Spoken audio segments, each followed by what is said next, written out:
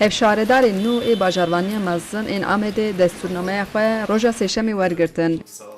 Butonunuzu takdim edelim. Resmi olarak. Çok sağ olun. Çok sağ olun.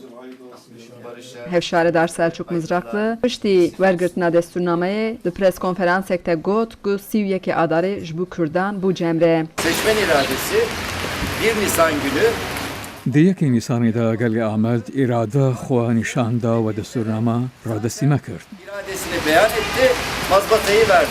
Beriya ku hevşaredar derbasê avahiya şaredariyê bibin, hemî baryer û kontrolên polîsan ên deba kayyum da hatbû dayîn hatin rakirin.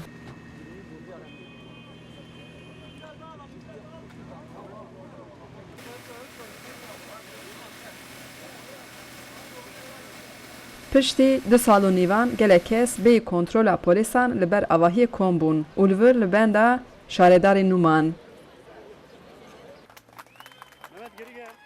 Selçuk Mızraklı û Hülya Alokman Uyanık bi destegulan hatin pêşwazî kirin.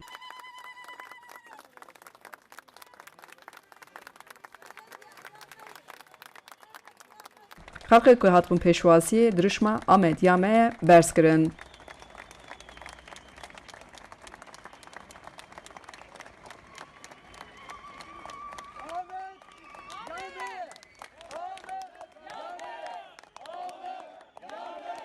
Hevşaredarên nû li hola Meclisa Şaredariyê spasiya xwe li gel kirin û destnîşankirin ku li Amedê gel bi îrada xwe kayyûman şand û neha ew ê di rêvebiriyê de îrada gel derxin pêş. Her wisa hat destnîşankirin ji ber biryara Komîsyona Hilbijartinê, şaredarê hilbijartî ê Baxlara nikare destûrê bigire û di ciyê wî de namzedê AKP kirin şaredar. Hevşaredar vê biryarê weka xespkirina îrada gel a Baxlara binav kirin.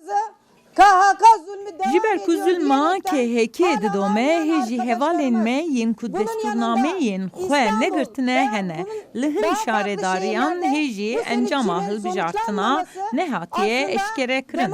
Ev jî nîşan dide ku li Tirkiye demokrasî darbeyek mezin xwariye û pêdîviya têkoşînekî mezin heye. Ev revşa nîşan dide ku desthilatîya AKP gohê xwe li deng û daxwazên gel nadibe.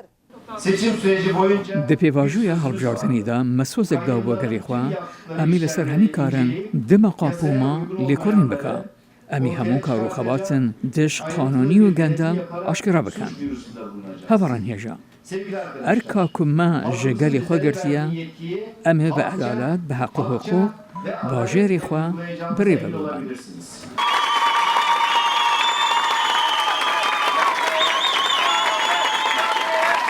Li ber avahiya şaredariyê gelek kes keyf û şahî kirin û hêsên xwe ji bo dengê Amerîkayê wiha anîn ziman. Azadiya me îro kêfa me ciye îro em gelek kêf xweşin ew e. Vêrê hatine em pîroz dikin. û me got Amed Ameyê dîsa bû Ame bi xêr û xweşî be bê qeza bê bela be her gavê hene û her gavê jî wê Amed li ser piya be. Gel wan radike lê ê qayyûmê tedî kursiyê xwe girtin û çûn.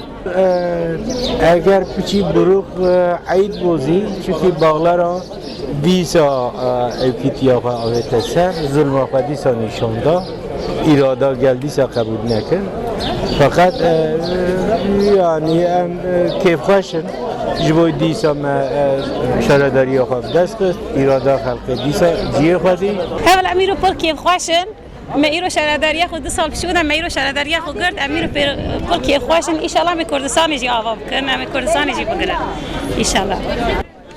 Hacıcan Farpin, Dengê Amerika, Amed.